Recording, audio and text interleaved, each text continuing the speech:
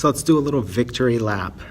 This is Joshua, MVA Studio, Minneapolis. I'm looking very scuzzy today. I don't know why. It's blizzarding out in Minneapolis. And I just got done teaching, so my throat is kind of dead. But today I sent out to the printer our first project in probably a year and a half. Yeah, I sent out our first project in actually a year and a half now, I think about it. But I haven't started anything outside of my own stuff or our own stuff in, over a year. So we just sent out this CD to the printer. It's called Gradient Expansion, A Healing Sound Journey by Rosie Warburton, who's a sound healer, also my mother. We just sent this project out and I'm very excited. And I think one of the things I'm excited about was I tallied up the hours that I spent on it, and it just broke 25 today. And I almost was like, this math doesn't seem right, but I've been tracking it the whole time I've been working on it. So over the course of about a month, I put in 25 hours on this project, and it went to print, and I am thrilled with it. And I think what I want to briefly talk about, as usual, is process and the radical shift that reappraising process has on things.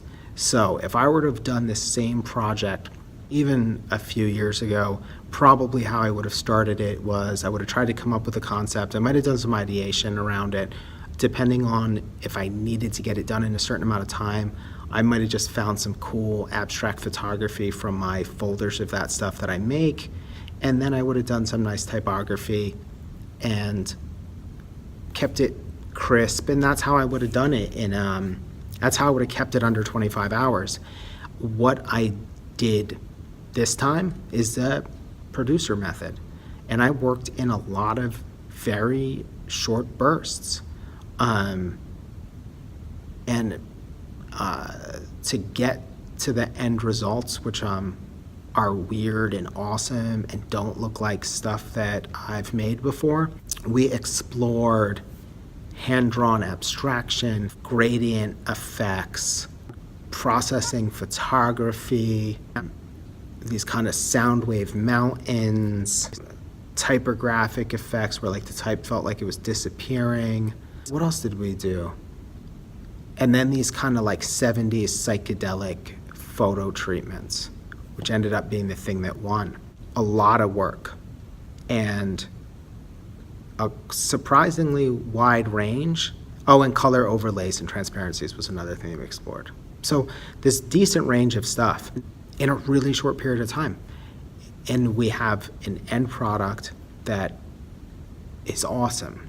I would not have been able to do that in that time frame in the past.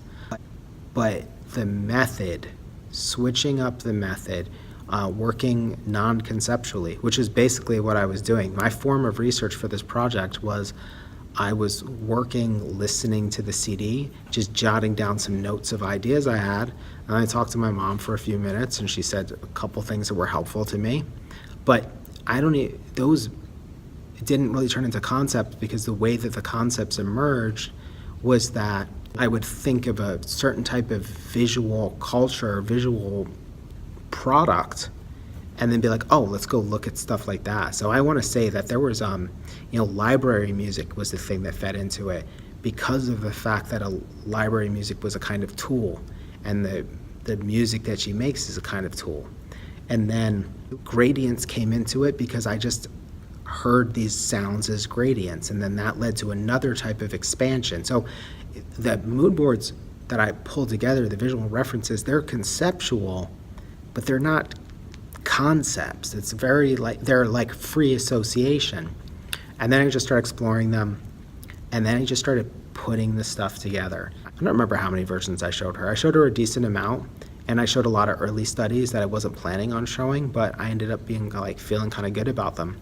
Yeah, I'm thrilled. That's what I'm going to say. I'm going to say that. I'm going to say I'm thrilled, and I'm going to say I accomplished the thing that I want to accomplish when I'm designing, which is I don't want to know where I'm going to end up. It's critical to me. Even if I have an idea and I go like, oh, I could do this, I try to push that down and make it this idea that if I have time, I'll try that too.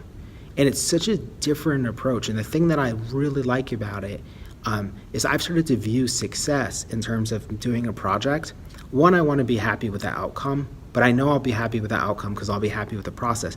But the other thing is I want to have a wake behind me that's just filled with cool stuff. So as far as I'm concerned, if a project doesn't lead to a pile of byproducts that are interesting, then I did something wrong. I want to have a pile of stuff that doesn't get used that I love. And if that's happening, then I'm doing the right thing. And so that project, I started trying to put together a little digital comp to get that up on our website tonight. But that'll be up soon, and I think it's really cool work, and again, it looks unlike anything I've ever made, so I'm pretty pumped about that. It's kind of funny because it's actually probably a visual cliche that we ended up at, but it's a visual cliche I've never made, so as far as I'm concerned, not a cliche. All right, thanks a lot for watching.